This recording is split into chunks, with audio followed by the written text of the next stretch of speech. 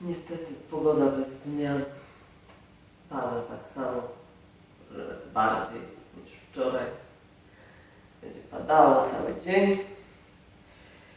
Jest 6 rano, właściwie po 6.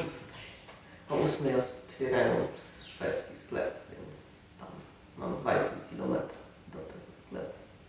I się zbieram.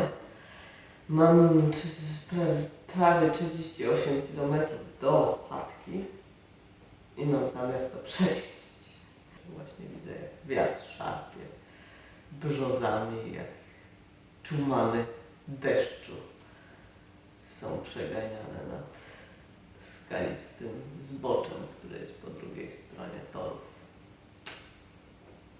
No a tutaj widok na mój pensjonat dzisiejszy i na wszystkie moje fanty. Tu się ułożyłam w takim kąciku, także kamera nawet nie widziała mojej twarzy.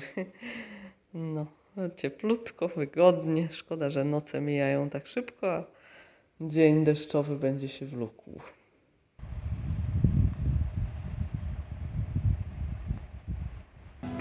Wnętrze sklepu. Zrobiłam zakupy, już są tutaj, ale pójdę jeszcze do drugiego sklepu, bo nie wszystko mieli. No, ale najważniejsze jest tutaj. Agnieszka Dziadek, Walking Norge Polangs. Kasia Nizinkiewicz zostawiła dla mnie nowe skarpety wodoodporne w zeszłym tygodniu, bo wędruję tu niedaleko. To będą jakieś inne niż używałam dotąd, bo niestety nie dało się oczywiście dostać. Moje drugie roki nie zdążyły dojść przed wyjazdem Kasi i Kasia kupiła Bridgedale chyba. No i zostawiła je. Przez, nie wiem, zobaczymy jak długo będą działać, będzie test sprzętu.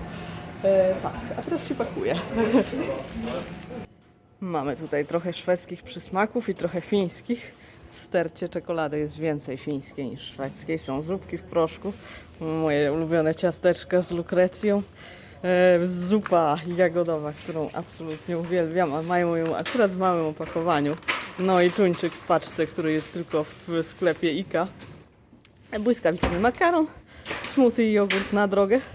No i nie mogłam się powstrzymać, uwielbiam tą herbatę, ona jest liściasta, a nie torebkowa, ale myślę, że w chatkach uda mi się czasami ją zaparzyć. No po prostu nie mogłam jej powiedzieć nie, jak ją zobaczyłam.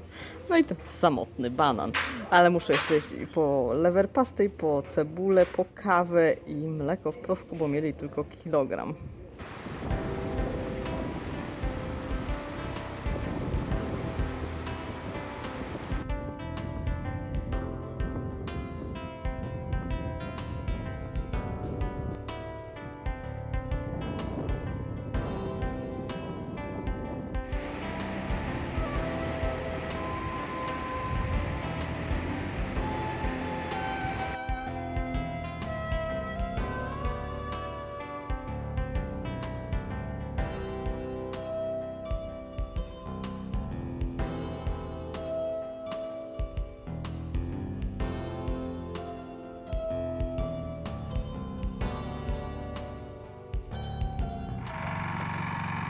Tu planowałam spać, ale niestety nie jest to możliwe, bo chatka jest w remoncie szwedzka.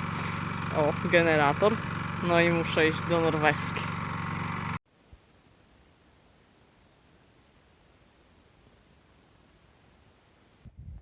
Szlak, którym dziś idę, jest strasznie nietypowy. Mam suche buty, naprawdę. I jestem już w Norwegii i nadal mam suche buty. A to jest niewiarygodne. To jest norweska kładka. Myślałam, że na granicy się skończą, jak zawsze. Ale jeszcze są, pewnie do chatki. Niesamowite.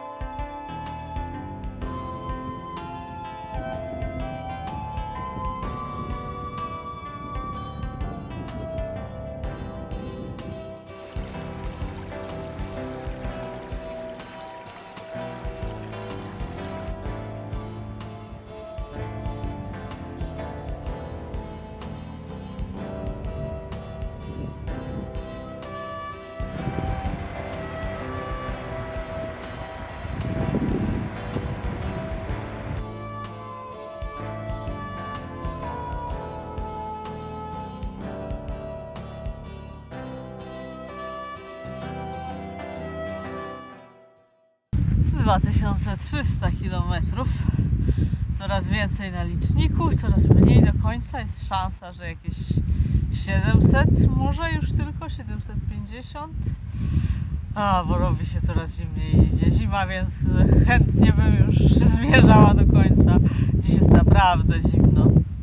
Wiatr nie jest silny, ale wieje prosto z północy i tak przenika człowieka zimno, że jestem ubrana, jak widać, we wszystko i dalej mi jest zimno. Nie pomagają oczywiście rzeki. Właśnie przeszłam czwartą, na dzisiaj ostatnią. Dzięki temu, że jest zimno, lodowce nie topnieją i nie jest wysoka woda. Fajnie się udało przejść, idąc po kamieniach, tylko tą woda, więc jest ok. A dziś w perspektywie nocleg pod dachem, to nie byle jaki, bo z prysznicem. Zobaczycie za chwilę. No na razie 2300.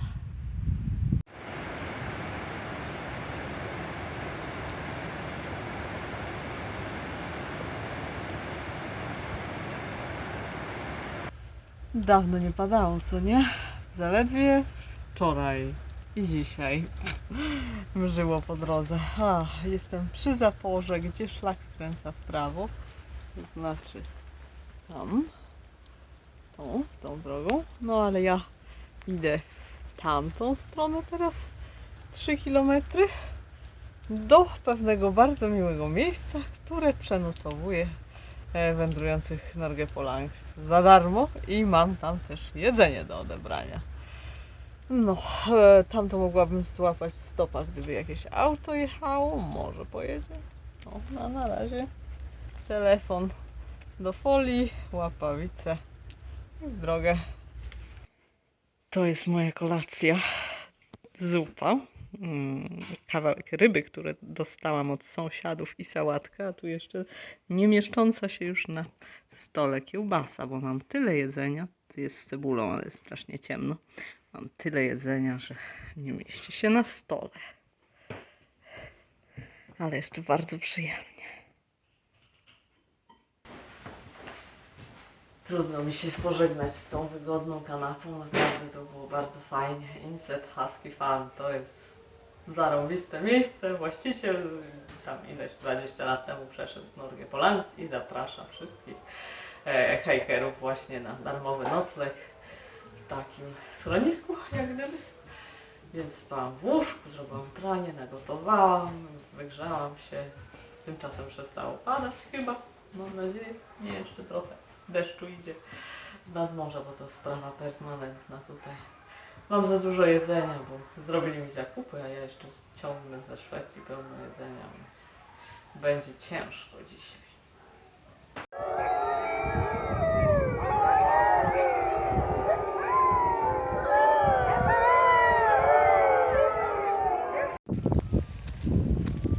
Nie najgorzej mi dziś idzie.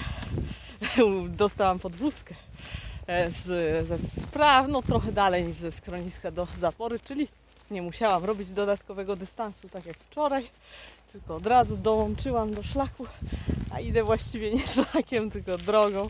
Szlak jest tam w krzakach, ale nie chce mi się nim iść, szczerze mówiąc. A teraz jeden miły pan po prostu podszedł do mnie i zapytał, czy chcę być podwieziona łódką, bo ta zapora jest bardzo długa i można po niej pływać. No ale powiedziałam, że nie dziękuję, bo robię w Norgepolangs i nie mogę oszukiwać. Ale gdyby było inaczej, to z wdzięcznością bym przyjęła tą propozycję. No a tak jeszcze 3 dyszki, a to był okropnie ciężki, 16 kg może mieć, w tym litr soku, więc zaraz go wypiję, mam nadzieję. Mamy dzisiaj święto, jest most, co prawda nadgryziony przez jakąś powódź i nie ma poręczy, ale dobrze, że w ogóle jest. Tak wygląda rzeka, no więc cieszę się. No i miało przestać padać, ale nie przestało, pada bardziej, właściwie już całkiem leje. Jak już przemokła mi wiatrówka, to stwierdziłam, że czas na membranę. No, z nadmorza po prostu cały czas ciągną chmury deszczowe. No i znowu jest mokro. 5. dzień z rzędu.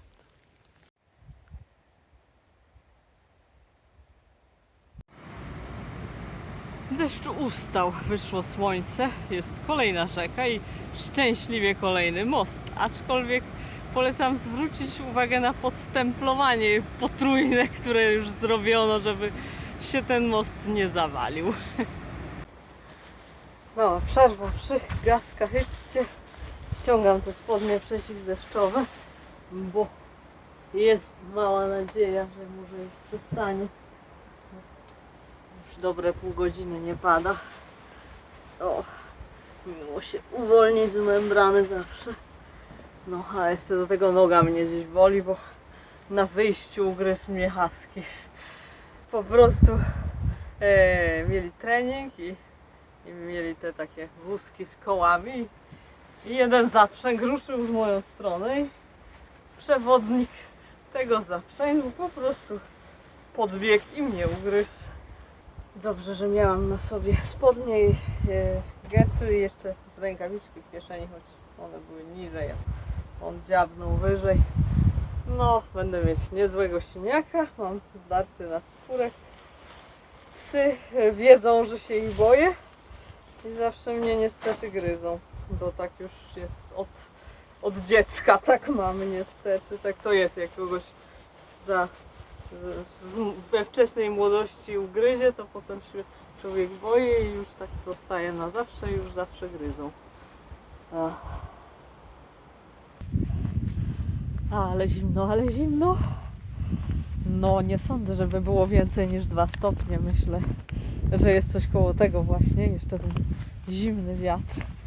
Idę po piargach, więc nie jest szybko i nie mogę się rozgrzać idąc szybko. Zjadłam śniadanie.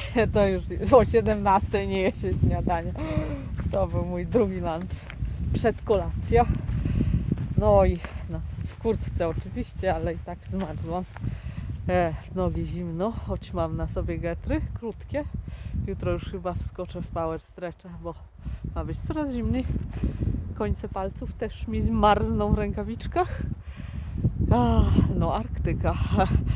Nie wiem, czy to już jest ten moment? Nie, chyba jeszcze nie, bo tylko sama końcówka Norwegii sięga do Arktyki, jeżeli definiujemy ją jako miejsce, gdzie izoterma lipca jest poniżej +10. No ale lipiec już dawno minął. Tam jest dolina, w którą zmierzam. Jest tam na końcu chatka, ale jeszcze daleko, więc nie wiem, czy dojdę. Może się zdarzyć namiot dzisiaj, ale nie chcę, bo jest zimno.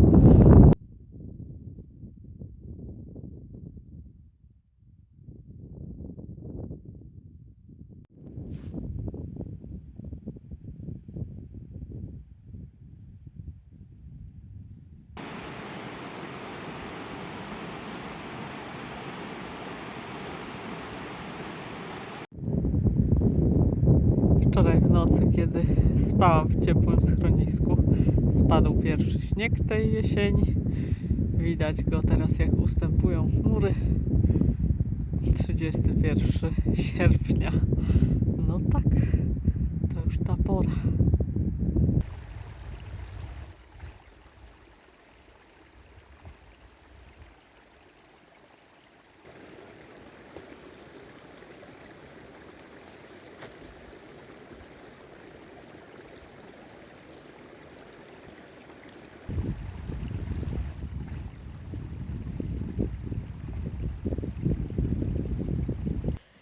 Dzień dobry.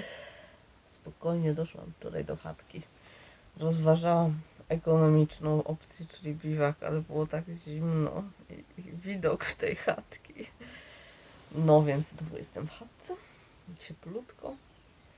Tylko siniak na dolce po tym psie wczorajszym.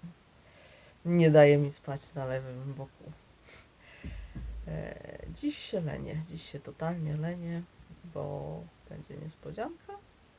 Dostawa jedzenia do Dividalhytty, tak mam tylko 17 km, a tam czeka już Iwona, ta sama, którą spotkałam na początku szlaku.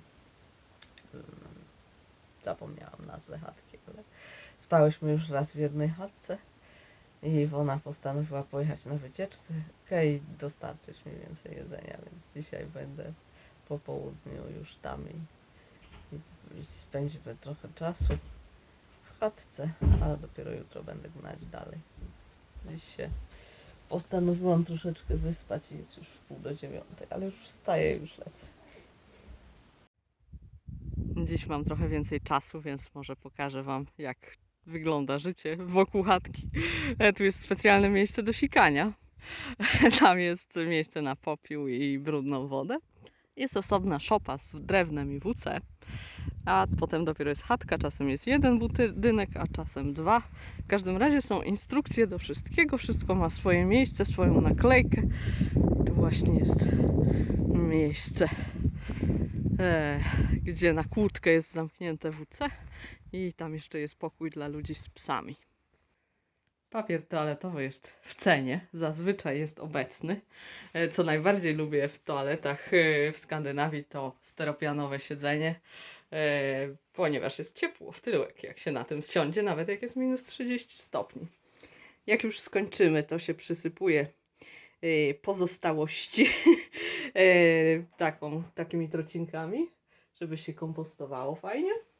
I tradycja norweska, o której się dowiedziałam, jest taka, że w toaletach często wisi portret króla i królowej, rodziny królewskiej generalnie, dlatego że kiedyś używano zamiast papieru toaletowego gazet, a w gazetach drukowano też portrety rodziny królewskiej, ale nie wypadało się tym wycierać, więc te portrety zostawały. Gazeta była zużyta, portret zostawał i przyklejano to na ścianę i tu też tak tradycyjnie właśnie jest. Wewnątrz w chatce mamy specjalne miejsce do suszenia rzeczy, bo wszystko jest zawsze mokre. Jest to specjalnie wyznaczone miejsce. Nie wolno niby w innym nic suszyć, tylko właśnie tu. Jest piecyk zawsze. Miejsce odpoczynku. Nie zawsze jest tak wypasione jak tu, ale tu jest wyjątkowo wypasione. Jest elektryczność z baterii solarnej, więc są i lampy. No i kuchnia, moje ulubione miejsce. Jest kuchenka gazowa najczęściej, raczej w 99 przypadkach. Noże, garnki, wszystko co trzeba. Miska do mycia naczyń. Jest też osobne miejsce, gdzie można siebie umyć. Woda do picia. No i tak to wygląda.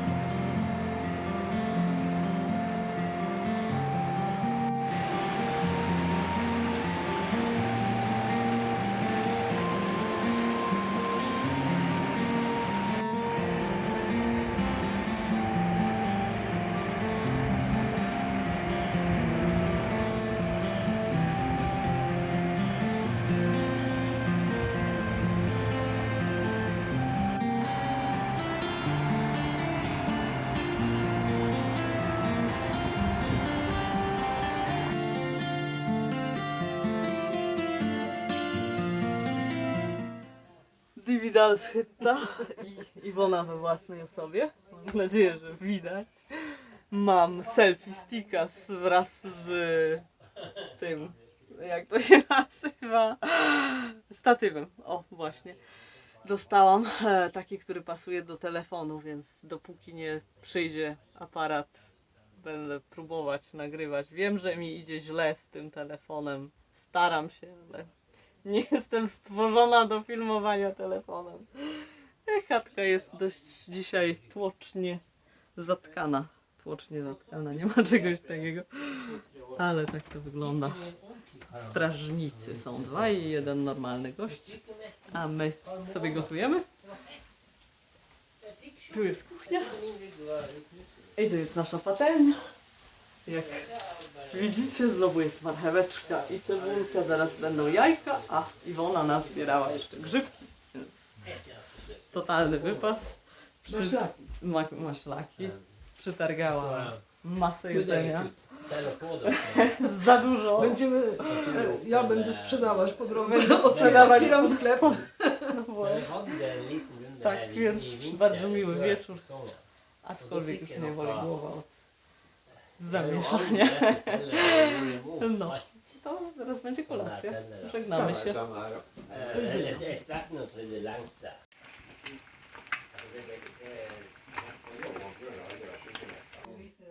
Jestem jeszcze raz z gotową potrawą. Wygląda rewelacyjnie, prawda? No. No. A to wszystko dzięki Iwonie, która to przytargała 7 km w plecaku.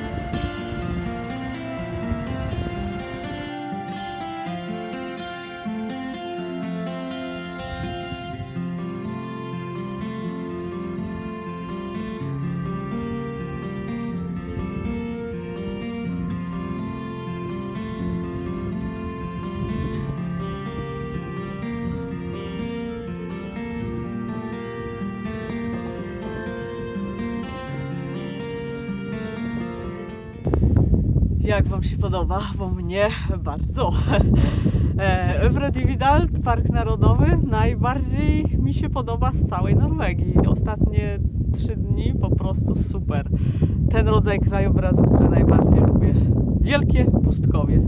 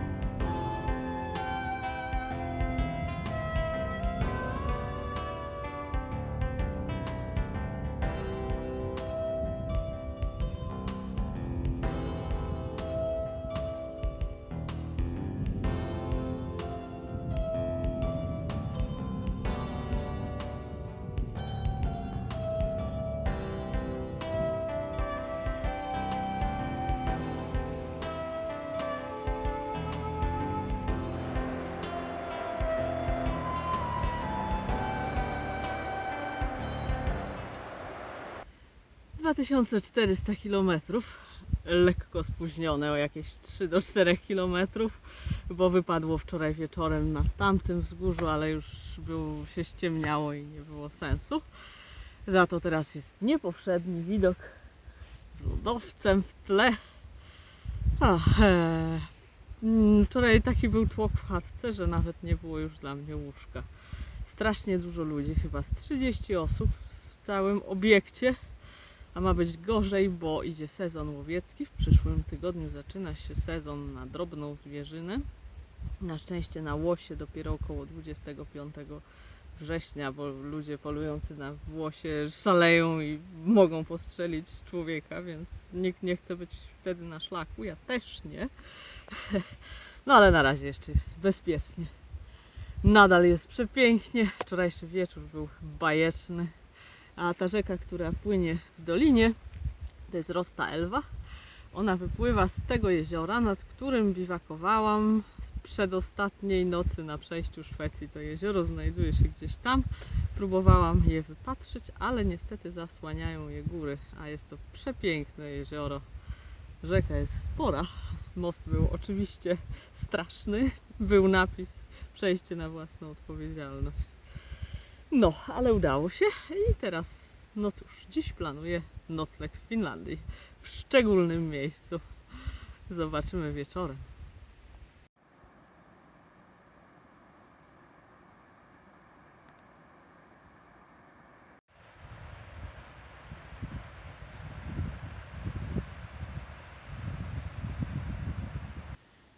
Idealne miejsce na przerwę i drugie śniadanie. Przyjemne słoneczko, które jeszcze wciąż całkiem mocno grzeje, a ta biała skała odbija ciepło i mimo, że ogólnie rzecz biorąc nie jest jakoś bardzo ciepło, ale parę stopni powyżej zera, dziś cieplej niż wczoraj, to właśnie za tą skałą jest bardzo, bardzo przyjemnie. Jeszcze wiatr taki bardzo lekki wieje z tamtej strony. O, fajnie, wczoraj było zimno i się kuliłam ze swoim drugim śniadaniem, a dziś mogę się rozsiąść. Spotkałam jakieś, nie wiem, godzinę temu jednego gościa z plecakiem. Mówił, że idzie z Nordkapu, że rzeki są w miarę, czyli nie tak źle. No i idzie do Mory, do Szwecji. To jest jakieś, nie wiem, 1200 km stąd. I że będzie szedł do grudnia. No, powodzenia, no chyba na rakietach śnieżnych, ale po drodze usuną mu letnie mosty i przeprawy łodziami i będzie bardzo ciemno. Mówiłam mu, że nawet w morze o 15 zachodzi słońce w końcu jesieni. Nie zdawał sobie z tego sprawy.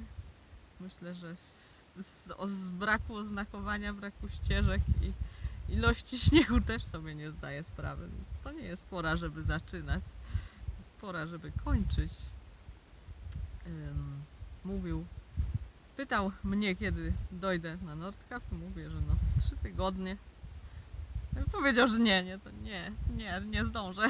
To zajmie mi 4-5 tygodni, bo jemu tyle zajęło. Niesamowite to jest, ludzie zawsze oceniają według samych siebie, a zwłaszcza jak widzą mnie. To jest niemożliwe, żebym ja gdzieś mogła dojść szybciej niż on.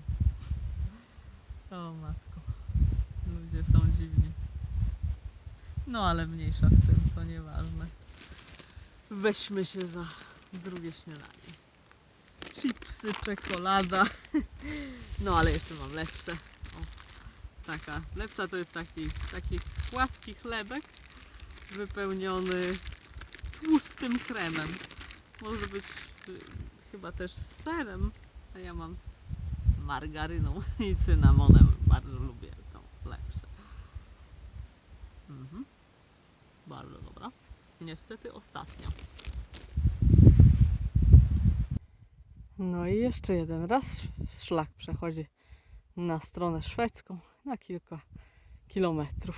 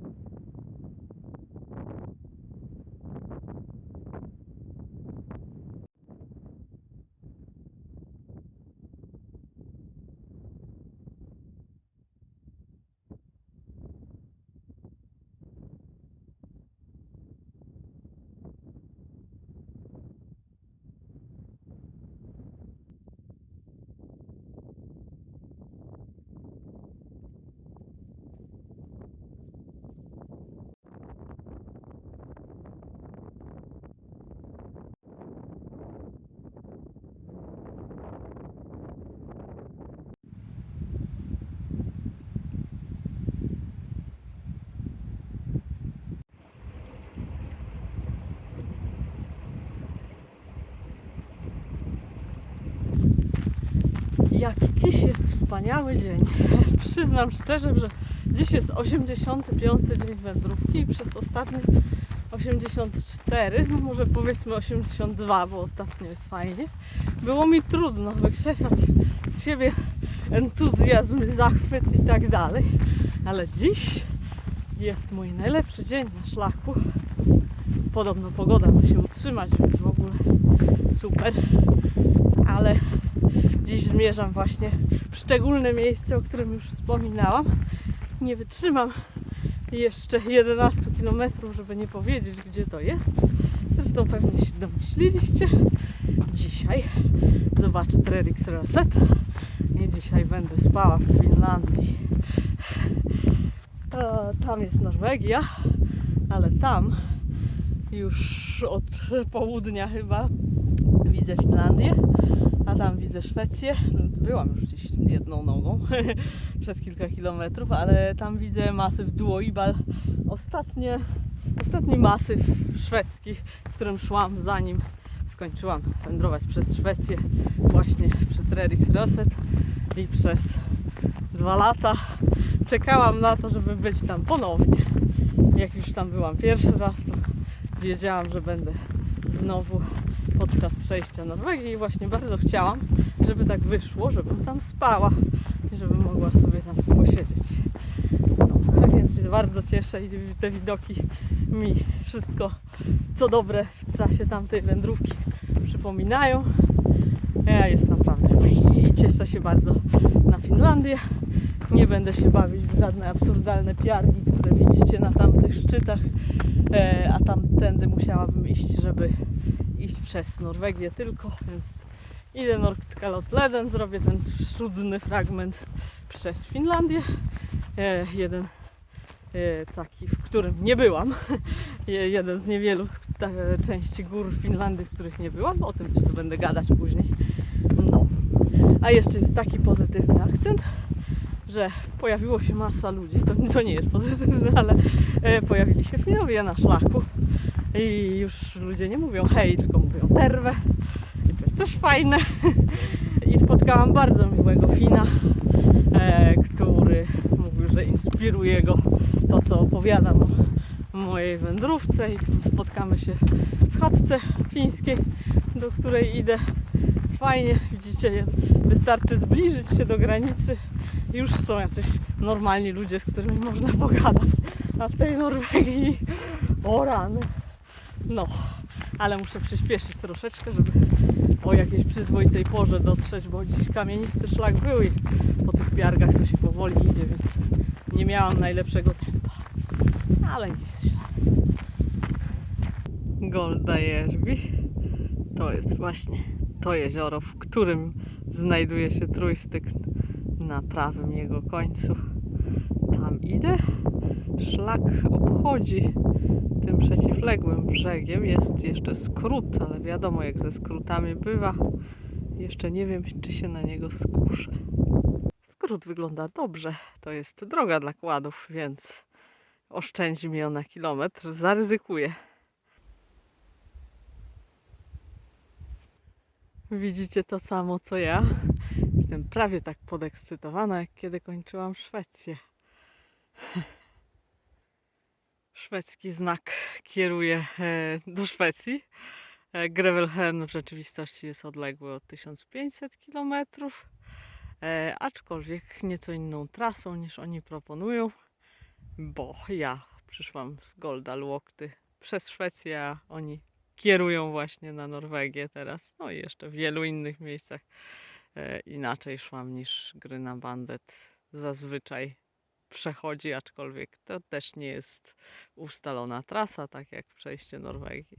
Jest to połowa Szwecji, szwedzkie góry. To mam już zaliczone. No to teraz na trójstyk.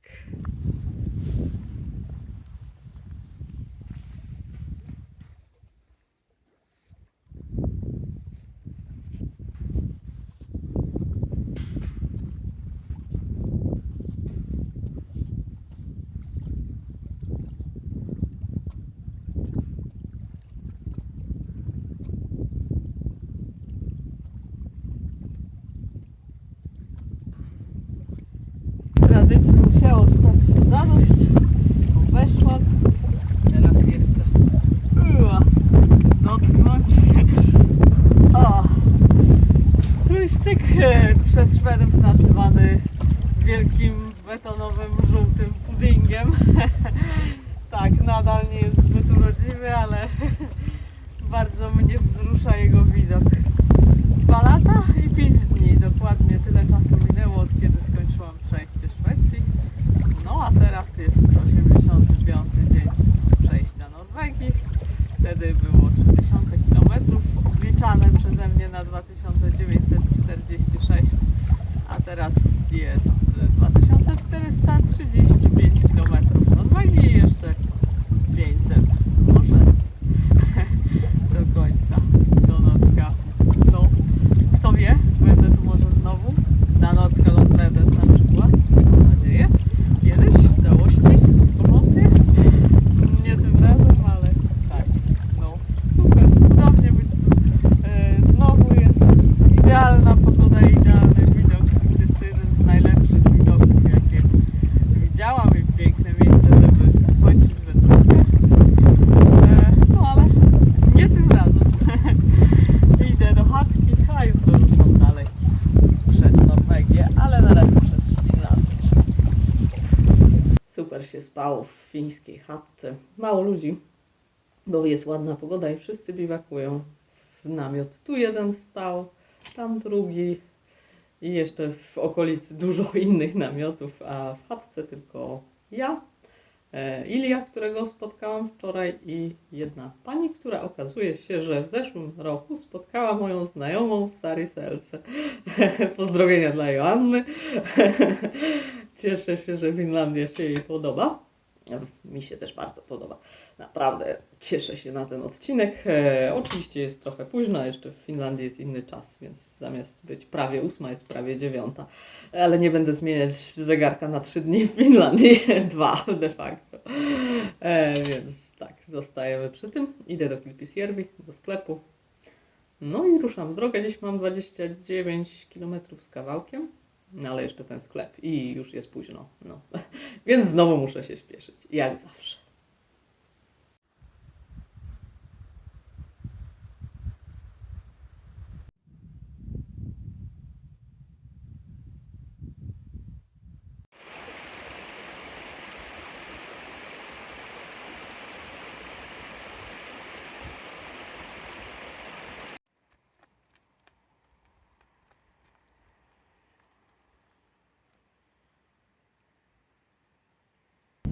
Supermarket w Kilpisjärvi wygląda obiecująco.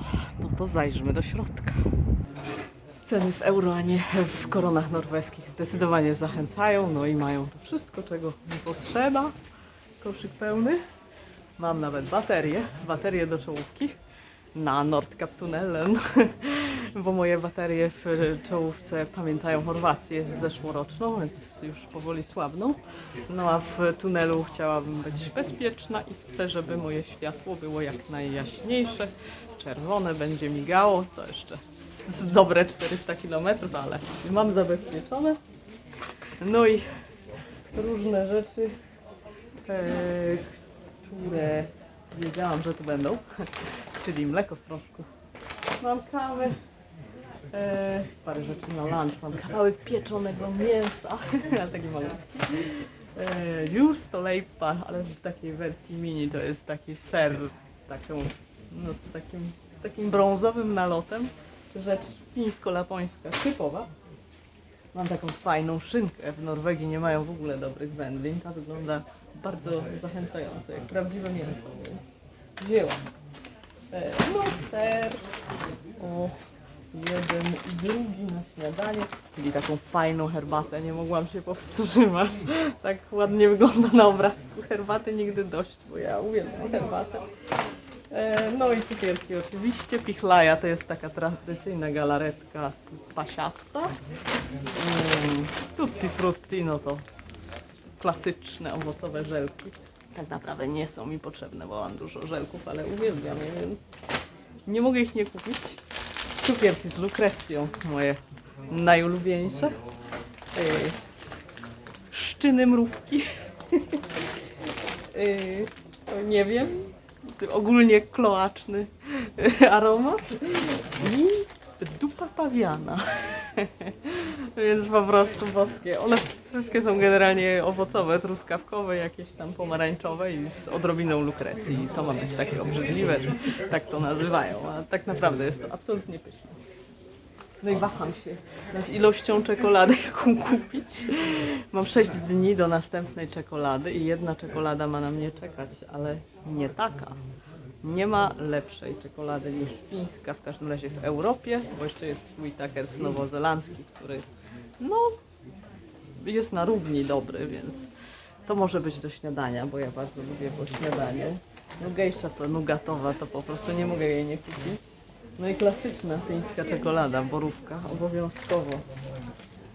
Ta mleczna, która jest z, jak to powiedzieć, ona jest trochę inna niż ta niebieska. Tą wolę. Generalnie mleczna. No i wersja z lukrecją. No i jeszcze jest taka nowość z zielonymi żelkami, której nigdy nie jadłam i chciałabym spróbować. Więc chyba kupię je wszystkie, ale będę wyć idąc pod górę z tym wszystkim. A jeszcze mam drożdżówki 4, ale jedną zjem od razu.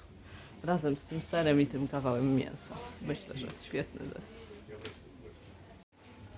Tak wygląda mój późny lunch. Mam 2 kanapki z tym właśnie serem. Pod nimi jest tutaj banan, ten kawał mięsa i drożdżówka. No może jeszcze trochę żelków, bo muszę je jakoś zjeść.